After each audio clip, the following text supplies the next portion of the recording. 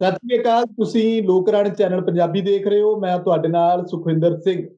ਅੱਜ 8 ਜਨਵਰੀ ਹੈ ਤੇ ਅੱਜ ਕਿਸਾਨਾਂ ਦੀ ਕੇਂਦਰ ਦੇ ਨਾਲ ਇੱਕ ਵਾਰ ਫਿਰ ਤੋਂ ਗੱਲਬਾਤ ਹੋਣੀ ਹੈ। ਗੱਲਬਾਤ ਦਾ ਸਿੱਟਾ ਜਾਂ ਗੱਲਬਾਤ ਦੇ ਉੱਤੇ ਸਭ ਦੀ ਨਜ਼ਰ ਟਿਕੀ ਹੋਈ ਹੈ ਕਿ ਕੀ ਕੁਝ ਨਿਕਲਣਾ ਉਹਦੇ ਵਿੱਚੋਂ। ਹਾਲਾਂਕਿ ਜਿਸ ਤਰੀਕੇ ਦੀ ਬਿਆਨਬਾਜ਼ੀ ਸੁਰਜੀਤ ਕੁਮਾਰ ਜਿਆਣੀ ਜਾਂ ਹਰਜੀਤ ਗਰੇਵਾਲ ਪ੍ਰਧਾਨ ਮੰਤਰੀ ਸਾਹਿਬ ਨੂੰ ਮਿਲ ਕੇ ਆਉਂਦੇ ਨੇ, ਤਾਂ ਇੱਕ ਹਮਲਾਵਰ ਰੁਖ ਜਿਹੜਾ ਉਹ ਲਗਾਤਾਰ ਅਖਤਿਆਰ ਕਿਸਾਨਾਂ ਦੇ ਖਿਲਾਫ ਕੀਤਾ ਜਾਂਦਾ ਹੈ।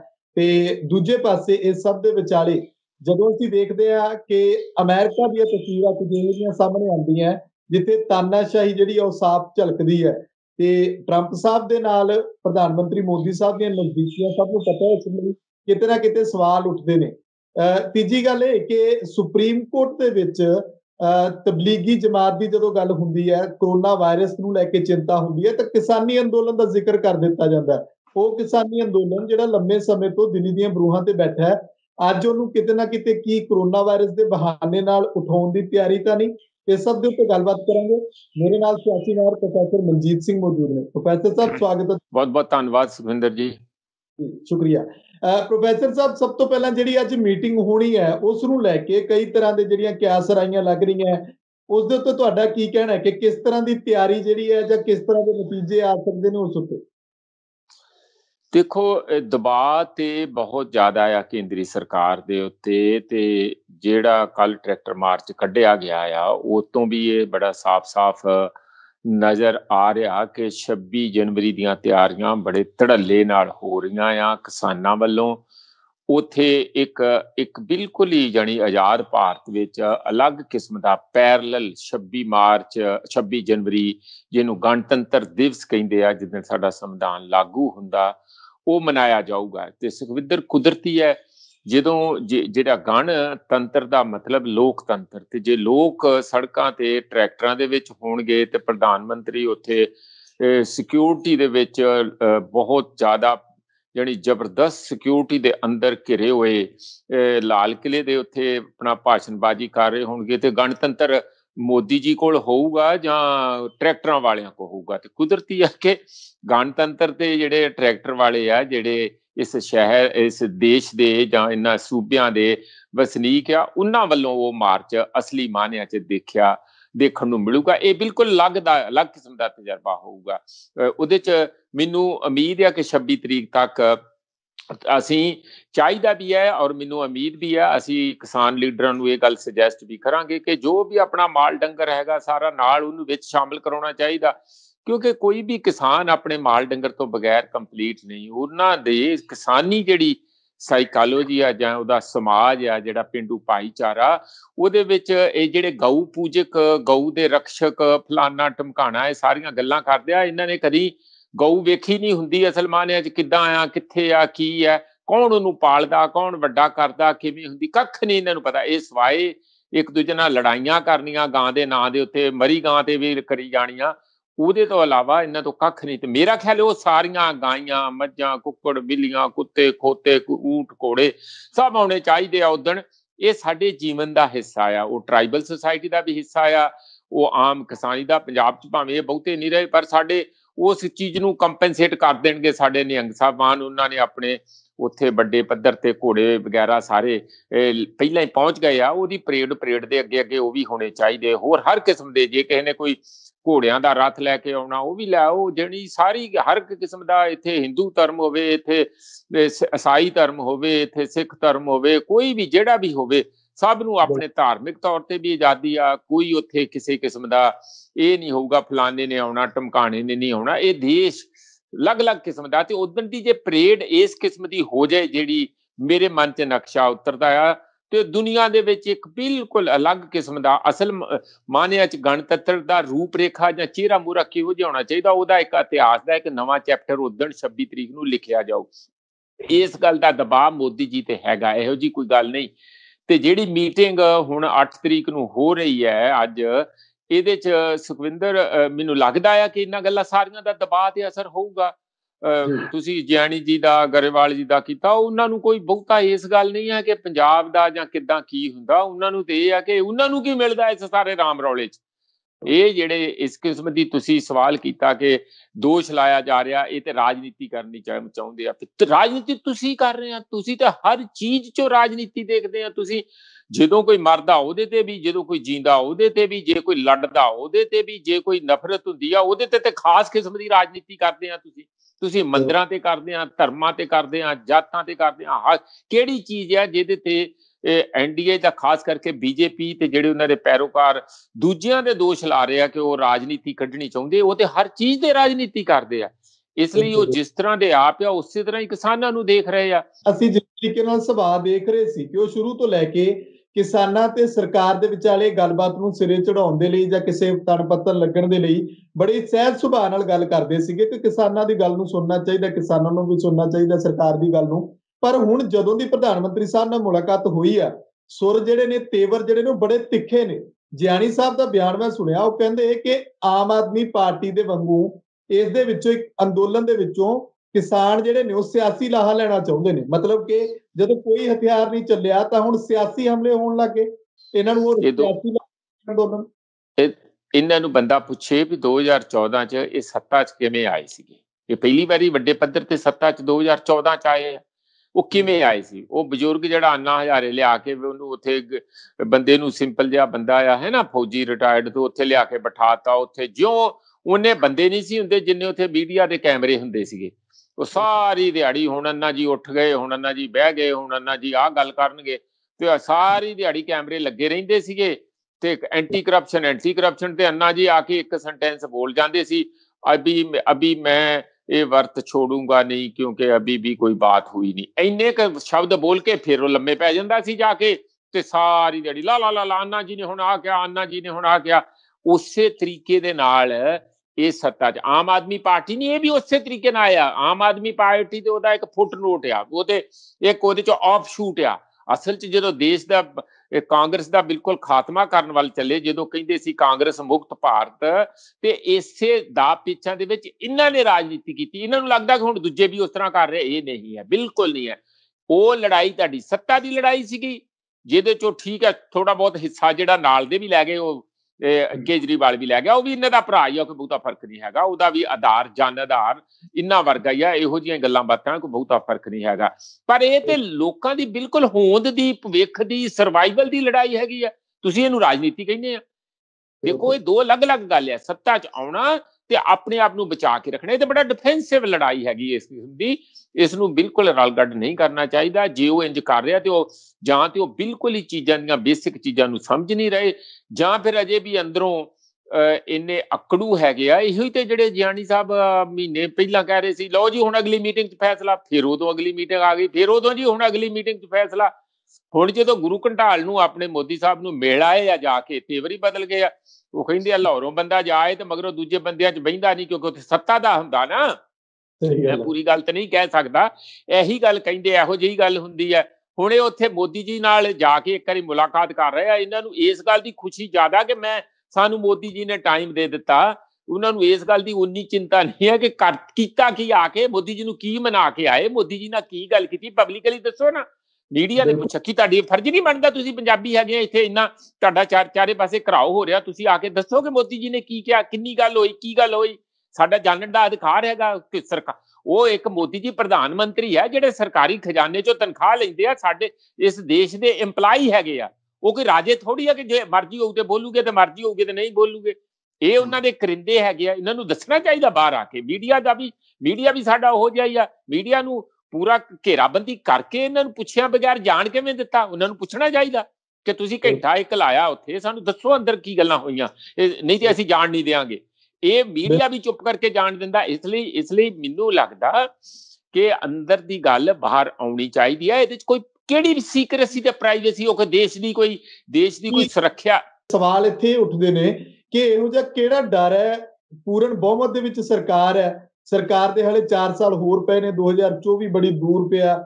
ਡਰ ਕਿਹੜਾ ਆ ਕਿ ਇਹਨਾਂ ਨੂੰ ਜਿਹੜਾ ਕਮਜ਼ੋਰੀਆਂ ਜਿਹੜੀਆਂ ਲੱਗਣ ਲੱਗੀਆਂ ਕਿ ਕਿਸਾਨਾਂ 'ਚ ਕਮਜ਼ੋਰੀਆਂ ਨੇ, ਕਦੇ ਕਿਸਾਨ ਸਿਆਸਤ ਕਰ ਰਹੇ ਨੇ, ਕਦੇ ਕਿਸਾਨ ਖਾਲਿਸਤਾਨੀ ਨੇ, ਕਦੇ ਅੱਤਵਾਦੀ ਨੇ, ਕਦੇ ਵੱਖਵਾਦੀ ਨੇ, ਕਦੇ ਨਕਸਲਵਾਦੀ ਨੇ। ਡਰ ਕਿਹੜਾ ਹੈ? ਕਿਤੇ ਨਾ ਕਿਤੇ ਇਹੀ ਮੰਨ ਲਿਆ ਜਾਵੇ ਕਿ ਕਿਸਾਨ ਅੰਦੋਲਨ ਦੇ ਕਰਕੇ ਜਿਹੜਾ ਸਰਕਾਰ ਬੁਖਲਾਹਟ ਵਿੱਚ ਹੈ, ਕੁਝ ਵੀ ਬਿਆਨ ਦੇ ਦਿੰਦੀ ਹੈ। ਦੇਖੋ ਇਹਦੇ ਚ ਬਖਲਾਟ ਵੀ ਹੈ ਤੇ ਲਾਲਚ ਵੀ ਆ, ਅੜੀ ਵੀ ਹੈਗੀ ਹੈ ਤੇ ਲਾਲਚ ਵੀ, ਮਤਲਬ ਰਾਜਨੀਤਿਕ ਸੱਤਾ ਦਾ ਲਾਲਚ ਹੈ ਬਿਲਕੁਲ ਸ਼ਰ। ਇਹ ਜਿਹੜੇ ਵੀ ਬੰਦੇ ਹੁਣ ਦੇਖੋ ਕਹਿਣਾ ਨਹੀਂ ਚਾਹੀਦਾ, ਇਹ ਜਿਹੜੇ ਗੁਜਰਾਤੀ ਦੋਨੇ ਭਾਈ ਹੈਗੇ ਸਾਡੇ ਅਮਿਤ ਸ਼ਾਹ ਤੇ ਮੋਦੀ ਭਾਈ, ਇਹਨਾਂ ਨੂੰ ਪਟੇਲ ਭਾਈ ਕਹਿੰਦੇ, ਇਸ ਤਰ੍ਹਾਂ ਬੋਲਦੇ, ਮੈਂ ਤਾਂ ਕਹਿ ਰਿਹਾ ਉਹਨਾਂ ਦੇ ਕਲਚਰ ਦੇ ਵਿੱਚ ਬੋਲ ਰਿਹਾ। ਤੇ ਇਹ ਜਿਹੜੇ ਦੋਨੋਂ ਹੈਗੇ ਆ, ਇਹਨਾਂ ਦਾ ਜਿਹੜਾ ਬੇਸਿਕ ਓਰੀਐਂਟੇਸ਼ਨ ਹੈ, ਸੋਚ ਆ, ਉਹ ਟਰੇਡਰ ਵਾਲੀ ਆ। ਜਾਣੀ ਜਿਸ ਤਰੀਕੇ ਨਾਲ ਇੱਕ ਬੰਦਾ ਕਹਿੰਦਾ ਕਿ ਮੈਨੂੰ ਕੀ ਫਾਇਦਾ ਹੋਇਆ, ਇਹ ਸੱਤਾ ਦੇ ਵਪਾਰੀ ਹੈਗੇ ਆ, ਇਹਨਾਂ ਨੂੰ ਬਾਕੀ ਕਿਸੇ ਚੀਜ਼ ਨਾਲ ਕੋਈ ਕੰਸਰਨ ਨਹੀਂ। ਉਹ ਜਗਾੜਬਾਜੀ ਹੈ ਪੱਕੀ ਫਿੱਟ ਕੀਤੀ ਹੈ। ਹੁਣ ਉਹ ਪੱਕੀ ਜਿਹੜੀ ਫਿੱਟ ਕੀਤੀ ਜਗਾੜਬਾਜੀ ਕਾਰਪੋਰੇਟਾਂ ਨਾਲ, ਹੋਰ ਸਾਰੇ ਪੈਸੇ ਪੂਸੇ ਸਾਰੇ ਇੱਧਰ ਲੈਣਾ ਦੇਣਾ ਸਾਰਾ ਹੋਇਆ ਪਿਆ, ਉਹਦੇ ਵਿੱਚ ਮੋਰਾ ਹੋ ਰਿਹਾ, ਉਹਦੇ ਵਿੱਚ ਤੇੜ ਆ ਰਹੀ ਆ, ਉਸ ਨੂੰ ਇਹ ਬਰਦਾਸ਼ਤ ਨਹੀਂ ਕਰਨਗੇ ਕਦੀ ਵੀ। ਇਸ ਲਈ ਤੇ ਪੂਰਾ ਅਖੀਰ ਤੱਕ, ਜਦ ਤੱਕ ਪੂਰੀ ਥੱਲੇ ਜ਼ਮੀਨ ਹਿਲਾ ਨਹੀਂ ਦਿੰਦੇ ਕਿਸਾਨ ਇਹਨਾਂ ਦੇ ਪੈਰਾਂ ਥੱਲਿਓਂ, ਔਰ ਇਹਨਾਂ ਨੂੰ ਵਾਕਿਆ ਹੀ ਲੱਗਦਾ ਹੀ ਨਹੀਂ ਕਿ ਹੁਣ ਤੇ ਸਾਡੇ ਲਈ ਬਚਣਾ ਔਖਾ, ਦਿੱਲੀ ਦੇ ਵਿੱਚ ਸਾਨੂੰ ਹੋ ਸਕਦਾ ਗੁਜਰਾਤ ਵੱਲ ਨੂੰ ਦੁਬਾਰਾ ਜਾਣਾ ਪਏ, ਉਦੋਂ ਤੱਕ ਇਹ ਪਿੱਛੇ ਨਹੀਂ ਹਟਣਗੇ। ਕਿਉਂਕਿ ਇਹ ਜਿਸ ਤਰ੍ਹਾਂ ਇੱਕ ਮਾਨਵਵਾਦੀ ਸੋਚ ਹੁੰਦੀ ਹੈ, ਜਾਂ ਤੁਸੀਂ ਇੱਕ ਕਿਸੇ ਲੀਡਰਾਂ ਦੇ ਵਿੱਚ ਹੁੰਦੀ ਸਹਾਨੁਭੂਤੀ ਹੁੰਦੀ ਆ ਦੂਜਿਆਂ ਪ੍ਰਤੀ, ਉਹ ਉਹਨਾਂ ਚ ਕੁਛ ਇਹੋ ਜਿਹਾ ਨਹੀਂ ਆ। ਉਹ ਸਿਰਫ ਤੇ ਸਿਰਫ ਇਹ ਦੇਖਦੇ ਆ ਦੇਣਾ ਲੈਣਾ, ਪਾਉਣਾ ਕੱਢਣਾ, ਕੀ ਹੋ ਗਿਆ, ਕਿਹੜਾ ਚਲਾ ਗਿਆ, ਕਿੱਥੋਂ ਖਰੀਦਣਾ ਕਿੱਥੋਂ ਨਹੀਂ। ਆ ਜਾ ਕੇ ਕੱਲ ਹੁਣ ਵੈਸਟ ਬੰਗਾਲ ਚ ਚੋਣਾਂ ਆਉਣ ਵਾਲੀਆਂ, ਬੰਦੇ ਖਰੀਦਣੇ ਸ਼ੁਰੂ ਕਰਤੇ ਆ। ਇਹਨਾਂ ਦਾ 24 ਘੰਟੇ ਕੰਮ ਹੀ ਆ, ਬੰਦੇ ਤੇ ਬੱਕਰੀਆਂ ਚ ਇਹਨਾਂ ਨੂੰ ਕੋਈ ਬਹੁਤਾ ਫਰਕ ਨਹੀਂ ਨਜ਼ਰ ਆਉਂਦਾ। ਤੇ ਉਸੇ ਤਰੀਕੇ ਨਾਲ ਖਰੀਦੋ, ਮੰਡੀ ਆ ਇਹਨਾਂ ਲਈ। ਇਹ ਜਿਹੜੀ ਆ ਰਾਜਨੀਤਿਕ ਸੱਤਾ ਦੀ ਇੱਕ ਮੰਡੀ ਆ, ਉਹਦੇ ਚ ਸਾਰੇ ਕਿਰਦਾਰ ਹੈਗੇ ਆ, ਕਦੀ ਕਿਸਾਨਾਂ ਨੂੰ ਕਹਿਣਗੇ, ਕਦੀ ਕੁਛ ਕਹਿ ਦੇਣਗੇ, ਕਦੀ ਕੁਛ ਕਹਿ ਦੇਣਗੇ। ਇਹ ਇਸੇ ਕਰਕੇ ਕਹਿ ਰਹੇ ਆ ਕਿਉਂਕਿ ਇਹ ਆਪ ਖੁਦ ਉਸ ਮਾਨਸਿਕਤਾ ਦੇ ਵਿਕਟਮ ਹੈਗੇ ਆ, ਮਰੀਜ਼ ਹੈਗੇ ਉਸ ਮਾਨਸਿਕਤਾ ਦੇ ਜਿਸ ਨੂੰ ਕਦੀ ਵੀ ਸੱਤਾ 'ਚ ਨਹੀਂ ਸੀ ਹੋਣਾ ਚਾਹੀਦਾ, ਹੋਰ ਕਿਤੇ ਵੀ ਹੁੰਦੇ। ਸਾਡਾ ਅਫਸੋਸ ਹੈ, ਸਾਡੇ ਲਈ ਸਾਡੀ ਬਦਕਿਸਮਤੀ ਆ ਕਿ ਦੇਸ਼ ਦੇ ਵਿੱਚ ਉਹਨਾਂ ਲੋਕਾਂ ਦੇ ਹੱਥ ਸੱਤਾ ਲੱਗ ਗਈ ਆ ਜਿਹੜੇ ਦੇਸ਼ ਨੂੰ ਬਿਲਕੁਲ ਨਹੀਂ ਸਮਝਦੇ ਕਿ ਉਹਨਾਂ ਲੋਕਾਂ ਪ੍ਰਤੀ ਉਹਨਾਂ ਦੀ ਜ਼ਿੰਮੇਵਾਰੀ ਕੀ ਹੈ, ਧੱਕਾਸ਼ਾਹੀ ਕਰ ਰਹੇ ਆ। ਤੇ ਜਿਹੜੀ ਮੀਟਿੰਗ ਅੱਜ ਹੋਊਗੀ, ਮੈਨੂੰ ਇਸੇ ਕਰਕੇ ਕੋਈ ਬਹੁਤੀ ਉਮੀਦ ਇਸ ਕਰਕੇ ਨਹੀਂ ਲੱਗਦੀ ਕਿ ਉਹਨਾਂ ਨੂੰ ਲੱਗਦਾ ਕਿ ਅਜੇ ਵੀ ਦਬਾਅ ਉਨਾ ਜ਼ਿਆਦਾ ਨਹੀਂ ਬਣਿਆ ਜਿੱਥੇ ਕਿ ਆ ਕੇ ਫਿਰ ਇਹਨਾਂ ਦਾ ਬਿਲਕੁਲ ਹੀ ਅੜਾਟ ਨਿਕਲ ਜਾਏ ਤੇ ਹੱਥ ਜੋੜ ਕੇ ਕਹਿ ਦੇਣ ਚੰਗਾ ਜੀ ਹੁਣ ਤੁਹਾਡੀ ਗੱਲ ਮੰਨ ਲੈਨੇ ਆ।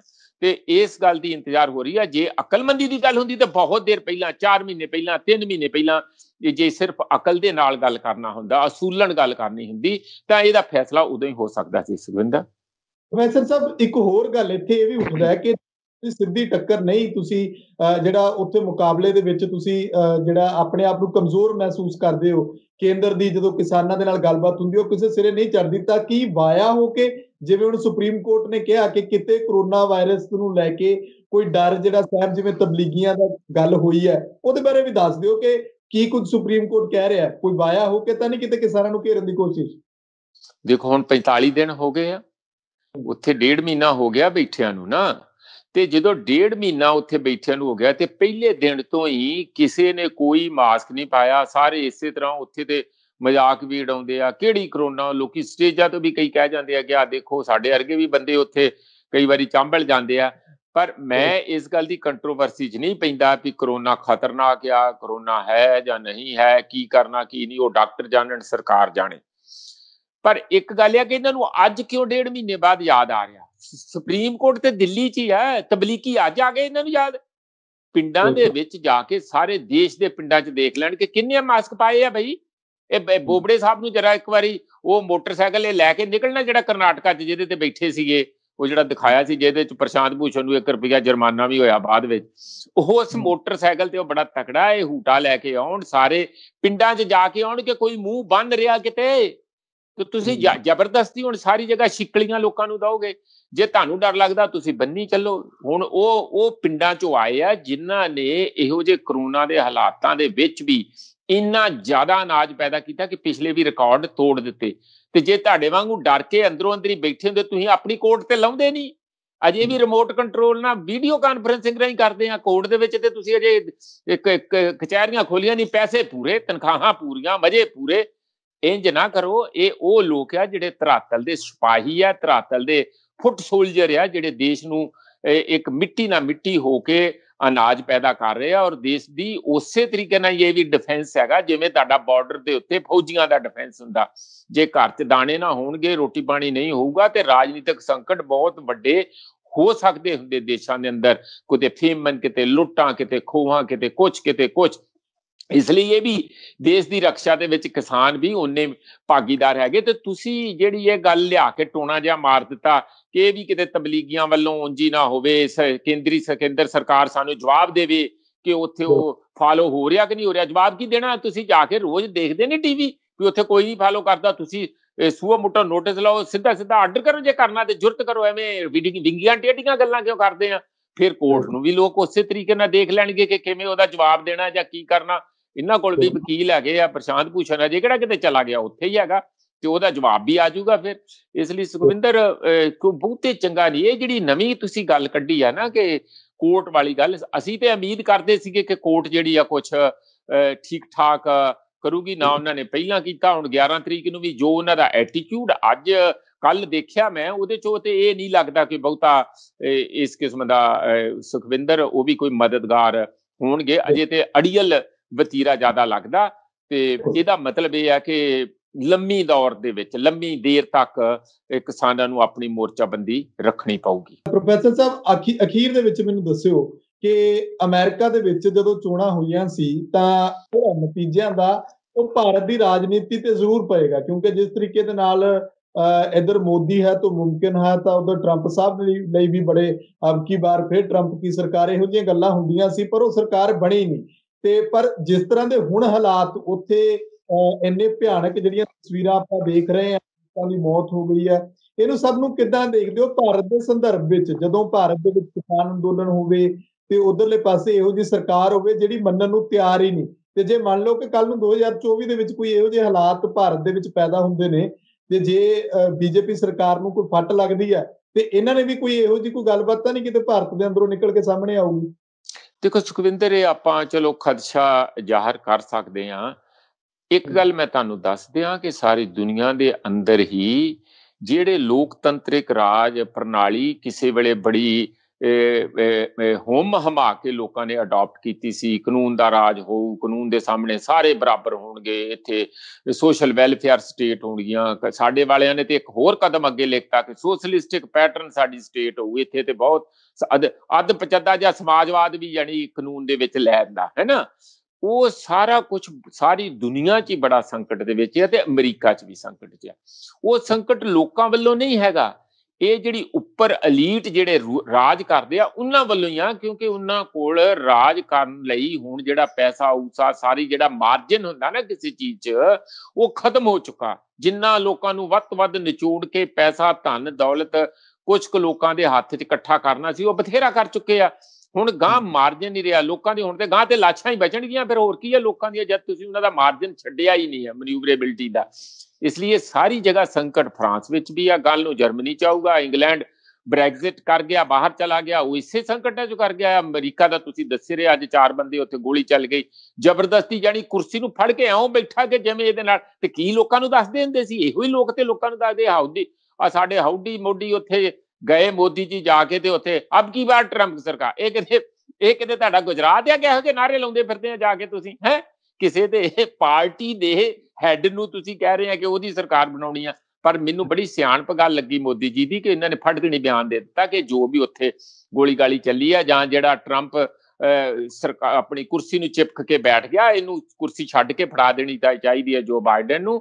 ਤੇ ਇਹ ਇਹਨਾਂ ਦਾ ਬਿਆਨ ਮੈਨੂੰ ਲੱਗਾ ਬੜਾ ਵਕਸਿਰ ਚੰਗਾ ਬਿਆਨ ਆਇਆ, ਇਹਦੀ ਪ੍ਰਸ਼ੰਸਾ ਕਰਨੀ ਚਾਹੀਦੀ ਆ ਕਿ ਆਪਣੇ ਦੋਸਤ ਦੇ ਵਿਰੁੱਧ ਇਹੋ ਜਿਹਾ ਬਿਆਨ ਦੇਣਾ ਥੋੜਾ ਦਿਲ ਤੇ ਬੋਝ ਤੇ ਪਿਆ ਹੀ ਹੋਊਗਾ। ਪਰ ਉਹਨਾਂ ਨੂੰ ਇਹ ਗੱਲ ਜਿਹੜੀ ਤੁਸੀਂ ਪੁਆਇੰਟ ਆਊਟ ਕਰ ਰਹੇ ਆ ਬਿਲਕੁਲ ਉਹ ਦਿਖ ਰਹੀ ਹੈ ਕਿ ਜੇ ਉੱਥੇ ਹੋਇਆ ਤੇ ਇੱਥੇ ਵੀ ਜਿਹੜਾ ਭਾਂਡਾ ਮੂਧਾ ਵੱਜ ਸਕਦਾ ਆ, ਕਿਉਂਕਿ ਕੰਮ ਤੇ ਉਹੀ ਇੱਕੋ ਜਿਹਾ ਹੀ ਆ ਸਾਰੇ। ਇਹ ਵੀ ਉੱਥੇ ਉਹਨਾਂ ਹੀ ਕਾਰਪੋਰੇਟਾਂ ਦੇ ਟੇਟੇ ਚੜ ਕੇ ਸਾਰਾ ਕੁਝ ਲੋਕਾਂ ਨੂੰ ਪਰੇਸ਼ਾਨ ਕਰਨ ਲੱਗੇ ਹੋਏ ਆ। ਔਰ ਮੈਨੂੰ ਇਹ ਲੱਗਦਾ ਸੁਖਵਿੰਦਰ ਜੀ ਕਿ ਜੇ ਅੱਜ ਕਿਤੇ ਰੈਫਰੈਂਡਮ ਮੋਦੀ ਜੀ ਤੇ ਹੋ ਜਾਏ, ਜਿਹੜੇ ਮੋਦੀ ਜੀ ਨੂੰ ਆਪਣਾ ਹੀਰੋ ਤੇ ਸਟਾਰ ਤੇ ਬਹੁਤ ਹੀ ਇੱਕ ਵੱਡਾ ਜਾਨੀ ਪ੍ਰਚਾਰਕ ਜਿਹਦੇ ਵਿੱਚ ਸਾਰੀਆਂ ਗੁਣ ਦੁਨੀਆ ਦੇ ਇਕੱਠੇ ਹੋ ਕੇ ਆ ਗਏ, ਹੁਣ ਇੰਝ ਸਮਝਦੇ ਉਹਨਾਂ ਦੇ ਭਗਤ, ਜੇ ਅੱਜ ਕਿਤੇ ਉਹਨਾਂ ਦੇ ਉੱਤੇ ਕੋਈ ਰੈਫਰੈਂਡਮ ਹੋ ਜਾਏ ਤਾਂ ਮੈਨੂੰ ਨਹੀਂ ਲੱਗਦਾ ਦੇਸ਼ ਦੇ 5% ਵੀ ਲੋਕ ਇਹਨਾਂ ਨੂੰ ਵੋਟਾਂ ਪਾਉਣਗੇ। ਉਹਨਾਂ ਦੇ ਪਾਰਟੀ ਦੇ ਲੋਕ ਹੀ ਬੜੇ ਤੰਗ ਆ, ਹੋਰ ਤੇ ਹੋਰ ਗੱਲ ਛੱਡੋ। ਜਿਹੜੇ ਟ੍ਰੇਡਰ ਆ ਉਹ ਬੜੇ ਦੁਖੀ ਆ, ਕਾਰਖਾਨੇਦਾਰ ਛੋਟੇ ਹੋਰ ਕਿਤੇ ਇੱਕ ਨੂੰ ਇਹਨਾਂ ਨੇ ਨੱਕ 'ਚ ਦਮ ਕੀਤਾ, ਸਾਰੀ ਤਰਾ ਕੀਤਾ ਪਿਆ। ਵੋਟਾਂ ਲੈ ਲੈਂਦੇ ਆ, ਪਤਾ ਨਹੀਂ ਹੁਣ ਤੇ ਈਵੀਐਮ ਦਾ ਵੀ ਰੌਲਾ ਪੈ ਗਿਆ ਇਸ ਵੇਲੇ ਅੱਜ ਕਿਸੇ ਨੇ ਪਟੀਸ਼ਨ ਕੇਰਲਾ ਵਾਲੀ ਕਿਸੇ ਕੋਈ ਲੇਡੀ ਨੇ ਕੀਤੀ ਆ ਉੱਥੇ ਕੰਨਿਆ ਕੁਮਾਰੀ ਤੋਂ ਕਿ ਤੁਸੀਂ ਇਹ ਜਿਹੜਾ ਈਵੀਐਮ ਦਾ ਪਿੱਛਾ ਛੱਡੋ, ਤੁਸੀਂ ਧੱਕੇ ਨਾਲ ਆ ਜਾਂਦੇ ਆ। ਉਹ ਸੁਪਰੀਮ ਕੋਰਟ ਨੇ ਐਂਟਰਟੇਨ ਨਹੀਂ ਕੀਤਾ, ਕਹਿੰਦੇ ਕਿ ਪਹਿਲਾਂ ਤੁਸੀਂ ਆਪਣੇ ਸਟੇਟ ਦੀ ਹਾਈ ਕੋਰਟ 'ਚ ਜਾ ਕੇ ਐਪਲੀਕੇਸ਼ਨ ਪਾਓ। ਤੇ ਹੋ ਸਕਦਾ ਹੌਲੀ ਹੌਲੀ ਲੋਕਾਂ ਨੇ ਇਹ ਵੀ ਕੰਮ ਸੁਧਾਰ ਲੈਣਾ, ਦੁਬਾਰਾ ਪਰਚੀਆਂ ਤੇ ਆ ਜਾਣਾ। ਜਦ ਸਾਰੀ ਦੁਨੀਆ ਦੇ ਵਿੱਚ ਪਰਚੀਆਂ ਹੈਗੀਆਂ, ਅਮਰੀਕਾ, ਜਰਮਨੀ, ਫਰਾਂਸ, ਇੰਗਲੈਂਡ, ਇਹ ਉਹਨਾਂ ਨਾਲੋਂ ਜ਼ਿਆਦਾ ਪੜ੍ਹੇ ਲਿਖੇ ਆ ਕਿ ਇਹਨਾਂ ਨੇ ਜ਼ਿਆਦਾ ਐਡਵਾਂਸ ਹੈ ਉਹਨਾਂ ਨਾਲੋਂ।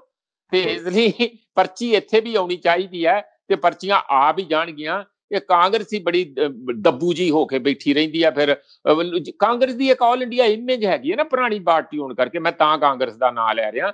ਜੇ ਉੱਥੇ ਖੜਕਾ ਕੇ ਜਿਹੜਾ ਯੰਗ ਮੁੰਡਾ ਆ ਰਾਹੁਲ ਕੇ ਕਹੇ ਕਿ ਅਗਲੀ ਵਾਰ ਅਸੀਂ ਨਹੀਂ ਜੀ ਚੋਣਾਂ ਲੜਨੀਆਂ ਜੇ ਤੁਸੀਂ ਜਦ ਤੱਕ ਪਰਚੀਆਂ ਨਹੀਂ ਦਿਆ, ਸਾਰੀ ਆਪੋਜੀਸ਼ਨ ਜਾ ਕੇ ਉੱਥੇ ਜਾ ਕੇ ਰਾਸ਼ਟਰਪਤੀ ਨੂੰ ਮਿਲਣ ਕਿ ਜੇ ਤੁਸੀਂ ਈਵੀਐਮ ਨੂੰ ਚੱਕ ਕੇ ਭੰਨ ਕੇ ਪਰਾਂ ਨਹੀਂ ਸੁੱਟਦੇ, ਜਾ ਕੇ ਸੁੱਟ ਦਿਓ ਉੱਥੇ ਪਰਾਂ, ਅਸੀਂ ਪਰਚੀਆਂ ਦੇ ਉੱਤੇ ਦੁਬਾਰਾ ਆਉਣਾ ਤੇ ਜੇ ਤੁਸੀਂ ਨਹੀਂ ਪਰਚੀਆਂ ਕਰੋਗੇ ਤੇ ਅਸੀਂ ਚੋਣ ਨਹੀਂ ਲੜਾਂਗੇ। ਤੇ ਦੇਖਾ ਕਿਵੇਂ ਨਹੀਂ ਹੁੰਦਾ, ਅਜੇ 3.5 ਸਾਲ ਪਏ ਹੋਏ ਆ ਪਰ ਇਹ ਕਰਦੇ ਨਹੀਂ। ਪਤਾ ਨਹੀਂ ਕੀ ਵਿੱਚੋਂ ਵਿੱਚ ਕੀ ਇਹਨਾਂ ਨੂੰ ਡਰ ਮਾਰਿਆ ਕਿ ਕੀ ਡਰਾ ਦਿੰਦੇ ਆ ਜਾਂ ਬਲੈਕਮੇਲ ਕਰਦੇ ਆ, ਉਹਨਾਂ ਖੜਕਾ ਕੇ ਗੱਲ ਨਹੀਂ ਕਰਦੇ। ਪਰ ਇਹ ਹੈਗੀ ਬੜੀ ਮਾੜੀ ਗੱਲ। ਤੇ ਆਉਣ ਵਾਲੇ ਸਮੇਂ 'ਚ ਜੇ ਪਰਚੀਆਂ ਵੀ ਪੈ ਜਾਣ ਤੇ ਰੈਫਰੈਂਡਮ ਹੋ ਜੇ ਜਾਂ ਕੱਲ ਨੂੰ ਹੋ ਜੇ ਤੇ ਮੈਨੂੰ ਨਹੀਂ ਲੱਗਦਾ ਕਿ ਇਸ ਸਰਕਾਰ ਦੇ ਨਾਲ ਲੋਕਾਂ ਦੀ ਸਿੰਪਥੀ ਹੈਗੀ ਆ। ਬਾਕੀ 3.5 ਸਾਲਾਂ ਦੇ ਅੰਦਰ ਅੰਦਰ ਤੁਸੀਂ ਦੇਖ ਰਹੇ ਹੋ, ਆਗੇ ਦੇਖੋ ਹੋਤਾ ਹੈ ਕਿਆ। ਬਿਲਕੁਲ ਬਿਲकुल ਸ਼ੁਕਰੀਆ ਪ੍ਰੋਫੈਸਰ ਸਾਹਿਬ, ਬਹੁਤ ਬਹੁਤ ਧੰਨਵਾਦ ਸਾਨੂੰ ਸਮਾਂ ਦੇਣ ਲਈ। ਬਹੁਤ ਬਹੁਤ ਸ਼ੁਕਰੀਆ ਸੁਖਵਿੰਦਰ ਜੀ, ਤੁਹਾਡਾ ਵੀ। ਸੋ ਸਾਡੇ ਨਾਲ ਮੌਜੂਦ ਸਨ ਉੱਘੇ ਸਿਆਸੀ ਮਾਹਰ ਪ੍ਰੋਫੈਸਰ ਮਨਜੀਤ ਸਿੰਘ। ਅੱਜ 8 ਤਰੀਕ ਹੈ, ਅੱਜ ਜਿਹੜੀ ਮੀਟਿੰਗ ਹੈ ਕਿਸਾਨਾਂ ਦੀ ਹੋਣੀ ਹੈ ਉਹਦੇ ਉੱਤੇ ਵੀ ਸਾਡੀ ਨਜ਼ਰ ਰਹੇਗੀ। ਬਾਕੀ ਕੀ ਕੁਝ ਨਤੀਜੇ ਜਿਹੜੇ ਨਿਕਲ ਕੇ ਸਾਹਮਣੇ ਆਉਂਦੇ ਨੇ ਉਹਦੇ ਬਾਰੇ ਹਰ ਕੋਈ ਇੰਤਜ਼ਾਰ ਕਰ ਰਿਹਾ। ਉਮੀਦ ਹੈ ਕਿ ਖੇਤੀ ਕਾਨੂੰਨਾਂ ਨੂੰ ਲੈ ਕੇ ਇਹ ਮਸਲਾ ਕਿਸੇ ਨਾ ਕਿਸੇ ਤਣ ਪੱਤਨ ਜ਼ਰੂਰ ਲੱਗੇਗਾ। ਮੈਨੂੰ ਇਜਾਜ਼ਤ ਦਿਓ, ਆਪਣੇ ਵਿਚਾਰ ਕਮੈਂਟ ਜ਼ਰੂਰ ਕਰਿਓ। ਤੁਹਾਨੂੰ ਇਹ ਪ੍ਰੋਗਰਾਮ ਕਿਸ ਤਰ੍ਹਾਂ ਦਾ ਲੱਗਿਆ? ਲੋਕ ਰਾਣੀ ਚੈਨਲ ਪੰਜਾਬੀ ਨੂੰ ਸਬਸਕ੍ਰਾਈਬ ਕਰੋ। ਧੰਨਵਾਦ।